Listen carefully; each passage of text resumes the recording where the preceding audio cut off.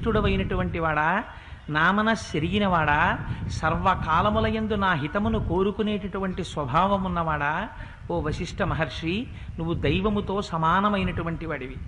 నిన్ను ప్రార్థన చేస్తున్నాను, నాయందు అనుగ్రహించి నాకు సంతానము కలగడం కోసమని ఈ ఇష్టి ఏ విధమైనటువంటి ఇబ్బందులు లేకుండా, ఏ విధమైనటువంటి ప్రతిబంధకములు ఎదురుకాకుండా ఈ యాగము నడిపించవలసినటువంటి బాధ్యత నీ భుజస్కంధముల మీద ఉంచుతున్నానని ఆయనని ఆధ్వర్యువుగా వరించారు. ఒకసారి ఆధ్వర్యువుగా వరించిన తరువాత యాగం పూర్తయిపోయేంత వరకు రాజు స్వతంత్రించి తనకు తానుగా ఏదీ చెయ్యకూడదు. ఇంకా పనులన్నింటినీ కూడా ఆధ్వర్యువే నిర్వహిస్తారు. అందుకని వశిష్ఠ మహర్షి ఆశీర్వచనం చేశారు, తప్పకుండా యాగం పూర్తవుతుంది, రాజా నీ మనోరథం ఈడేరుతుంది.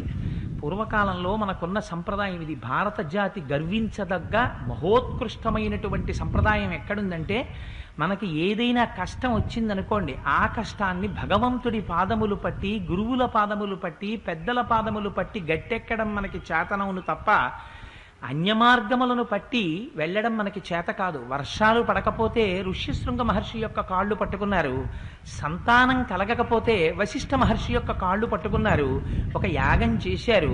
తప్పించి వేరువేరు ప్రక్రియలు, యజ్ఞయాగాదుల్ని తిరస్కరించడం, వేదము చెప్పినటువంటి ప్రమాణాన్ని తిరస్కరించడం, ఇటువంటివి భారత జాతి యొక్క సంస్కారములు కాదు.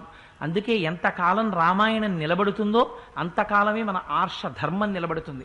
ఎంతకాలం ఆర్షధర్మం నిలబడుతుందో అంతకాలం మనం గర్వంగా రామాయణానికి వారసులమని చెప్పుకోగలిగినటువంటి అర్హత మనకి మిగులుతుంది. ఆనాడు వశిష్ఠ మహర్షి ఆధ్వర్యువుగా వరింపబడితే దశరథ మహారాజు గారి చేత ఆ మంత్రుల్ని, సేనాపతుల్ని వాళ్ళందరినీ పిలిచారు. పిలిచి దశరథ మహారాజు గారికి మిక్కిలి ఇష్టుడైనటువంటి సుమంత్రుడనేటటువంటి మహర్షిని పిలిచి ఒక మాట చెప్పారు. సరయూ నదికి ఉత్తర దిక్కున యాగశాల నిర్మాణం చెయ్యండి. ఈ సమస్త దేశాలలో ఉన్నటువంటి రాజులను కూడా యథోచితంగా ఆహ్వానించండి. సమస్త దేశములలో ఉన్నటువంటి చాతుర్వర్ణములకు సంబంధించిన కొన్ని వేల మంది ప్రజలు రావాలి. రాజులకు, అధికారులకు, జానపదులకు, పౌరులకు వారి వారికి తగినట్టుగా తాత్కాలికమైనటువంటి విడిది గృహాల్ని నిర్మించండి. అన్నపు రాసులు పొయ్యండి. పర్వతాలు ఎలా ఉంటాయో అలా పర్వతం అంతంత అన్నరాసులు వడ్డించండి.